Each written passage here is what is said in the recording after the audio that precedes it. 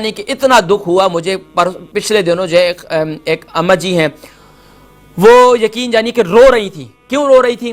وہ اس لیے رو رہی تھی کہ ان کی بہویں گھر کے اندر موجود ہیں, ان کی بیٹیاں جوان, ان کے داماد ہیں, لیکن ان کے شوہر آج بھی اپنی بیوی کو جلی کٹی سناتے ہیں. جلی کٹی سنانے سے مراد ہے کہ انتہائی زبان سے بیہودہ ہیں, بزرگ ہو چکے ہیں, میری معذرت کے ساتھ عمر میں مجھ سے بڑے ہوں گے, لیکن ناظرین کرام یہ بھی ایک نوعیت ہے کہ بڑے بزرگ ہونے کے باوجود اپنے اپنے مقام کو کھو دیا ہے.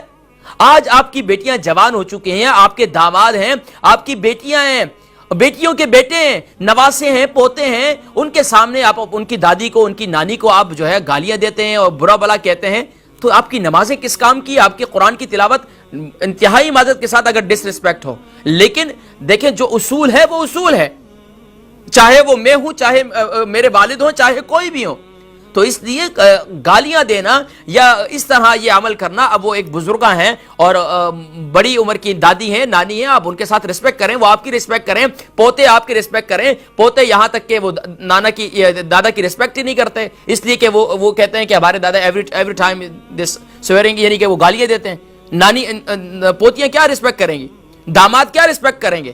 تو اس لیے وہ رو رہی تھی, ان کی آنکھوں میں آنسو تھے. تو یہ ضمناً میں نے ذکر کیا کہ آج میرے معاشرے کے اندر صرف اور صرف عورتیں سنانے والی نہیں ہے, آج میرے معاشرے کے اندر مردوں کی زبان بھی بڑی بیہودہ ہو چکی ہے, گالیوں سے کم بات نہیں کرتے. یقین جانی کہ معذرت کے ساتھ یہ جس طرح ہم اپنی زبان میں باتیں کرتے ہیں اور گھر میں میاں بیوی ظاہری بات ہے کلوز ریلیشن شپ ہوتا ہے, اور وہاں پر یہ وہ انداز ہے جس کی وجہ سے ناظرین کرام آج بچے بچیاں گھروں میں بیٹھے ہوئے شادیاں نہیں کر رہے ہیں.